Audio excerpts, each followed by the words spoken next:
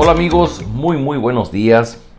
Yo me pregunto qué hay en las personas que han recibido, han escuchado el llamado de Jesús para ser sus discípulos. ¿Qué mueve sus corazones? ¿Qué mueve sus mentes? ¿Qué verdades de la Biblia son las que transforman nuestra mente para mover nuestra voluntad y vivir de una manera distinta? El día de ayer iniciamos la lectura de la primera carta de Pedro y hoy nos toca leer versículos del 10 hasta el 21. Y déjenme hacerlo en dos partes. La primera parte voy a leer del versículo 10 al versículo 12 y dice así: los profetas que anunciaron la gracia reservada para ustedes estudiaron y observaron esta salvación. Querían descubrir a qué tiempo y a cuáles circunstancias se refería el Espíritu de Cristo que estaba en ellos, cuando testificó de antemano acerca de los sufrimientos de Cristo y de la gloria que vendría después de estos. A ellos se les reveló que no estaban sirviendo a sí mismos, sino que les servían a ustedes. Hablaban de las cosas que ahora les han anunciado los que les predicaron el Evangelio por medio del Espíritu Santo enviado desde el cielo. Aún los mismos ángeles anhelan contemplar esas cosas. El día de ayer leímos desde el principio del capítulo varias razones que Pedro está dando que tiene que ver con nuestra gloriosa salvación. Pedro hablaba de su gran misericordia que nos ha llevado a nacer de nuevo, y hablaba de que los creyentes tenemos una esperanza viva, una herencia indestructible, incontaminada, inmarchetable. Y dice Pedro, todo esto es motivo de gran alegría a pesar de que estemos pasando por diversas pruebas. Y en esta parte del versículo 10 empieza diciendo que los profetas que anunciaron la gracia reservada para ustedes estudiaron esta salvación, querían descubrir a tiempo cuáles eran las circunstancias en las que el Espíritu de Dios que estaba en ellos les testificó de lo que haría ahora en nosotros. Y resalta el que Dios haya usado profetas en el Antiguo Testamento para hablar anticipadamente de Cristo. Y Pedro usa una expresión que es muy rara de encontrar, habla del Espíritu de Cristo. Y espíritu viene con una E mayúscula, refiriéndose al Espíritu de Dios mismo que obró en Cristo. Solamente por complementar, déjeme leer lo que dice Pablo en Romanos 8, versículo 9, 10 y 11. Dice: y si alguno no tiene el Espíritu de Cristo, no es de Cristo. Y si el Espíritu de aquel que levantó a Jesús de entre los muertos vive en ustedes, el mismo que levantó a Cristo de entre los muertos, también dará vida a sus cuerpos mortales por medio de su Espíritu que vive en ustedes. Estamos hablando de la Trinidad, estamos hablando de Cristo como Redentor, pero también del Espíritu Santo como la presencia de Dios mismo en nuestra vida, que va a provocar ese impacto que producirá fe en nosotros, que producirá arrepentimiento y que transformará nuestra mente y nuestro corazón para comprender la obra redentora que Dios está haciendo a nuestro favor. Así es que lo que notamos en esta primera porción que leemos hoy es que se habla de los profetas, que los profetas anunciaron de manera anticipada lo que Dios haría a través de Jesucristo para nuestra redención. Como muestras un botón, por ejemplo, podemos encontrar en el profeta Isaías en el capítulo 7, versículo 14: por eso el Señor mismo les dará una señal, la joven concebirá y dará a luz un hijo y lo llamará Emmanuel. Y más adelante en el capítulo 9, versículo 6, el mismo profeta Isaías dice: porque nos ha nacido un niño, se nos ha concedido un hijo, la soberanía reposará sobre sus hombros y se le dará estos nombres: Consejero, Admirable, Dios fuerte, Padre eterno, Príncipe de paz. Ese es el profeta Isaías, y solamente como una pequeña muestra de lo que dice Pedro, que Dios usó a los profetas para que de manera anticipada ellos anunciaran la redención que vendría más tarde por Cristo. Sigo leyendo versículo 13 en adelante, dice: por eso dispónganse para actuar con inteligencia, tengan dominio propio, pongan su esperanza completamente en la gracia que se les dará cuando se revele a Jesucristo.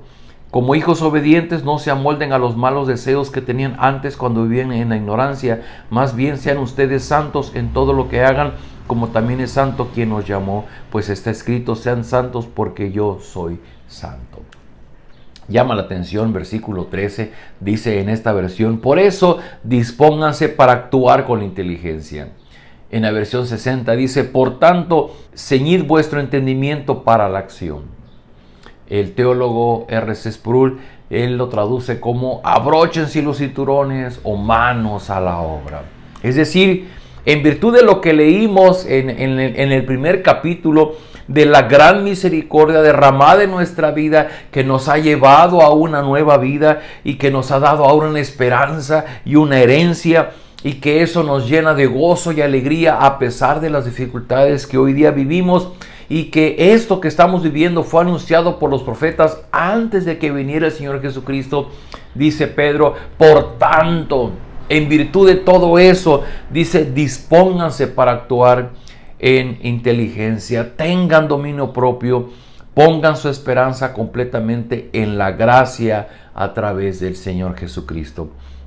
Y dice, como hijos obedientes, no se amolden a los malos deseos que tenían antes, cuando vivían en la ignorancia, sino sean santos porque su Padre Celestial es santo.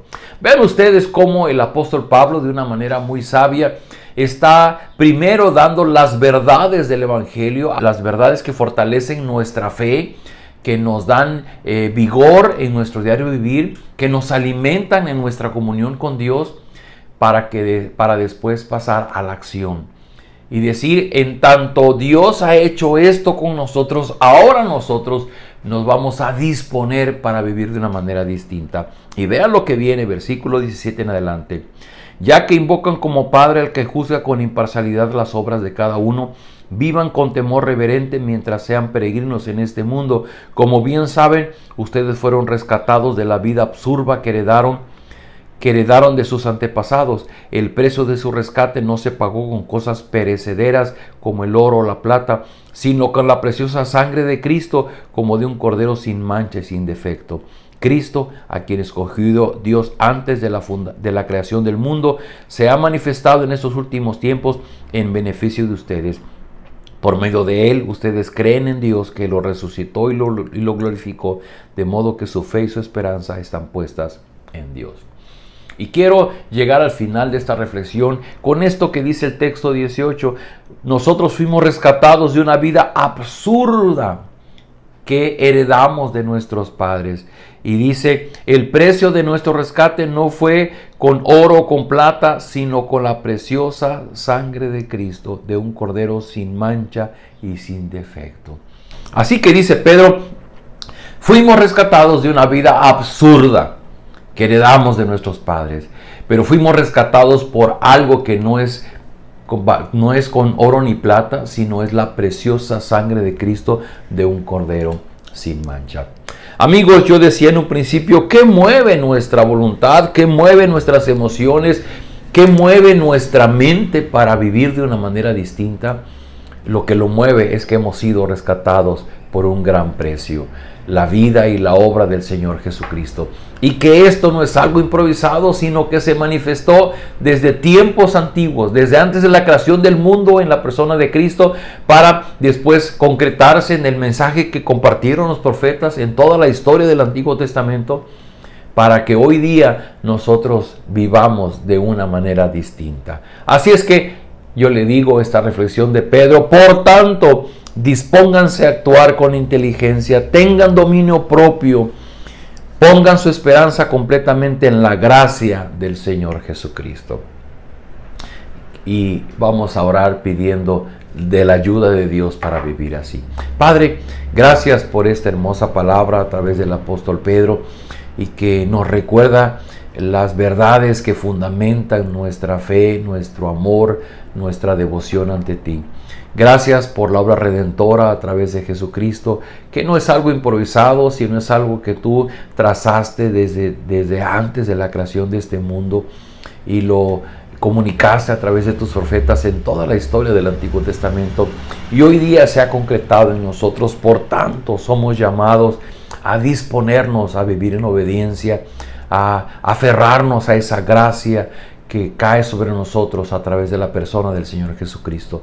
Te ruego, Señor, abre nuestros ojos, que podamos seguir conociendo las verdades del Evangelio y que podamos mirar a la cruz y cómo esa gracia tuya se derrama sobre nuestra vida para perdonarnos, para hacernos parte de tu familia, pero también para disponernos a vivir de una manera diferente, dejando atrás nuestros malos deseos, nuestra vida de ignorancia, y ahora en pleno entendimiento del Evangelio poder vivir conforme a lo que tú eres, a la santidad que hay en ti. Todo esto lo pedimos en el nombre de Jesús.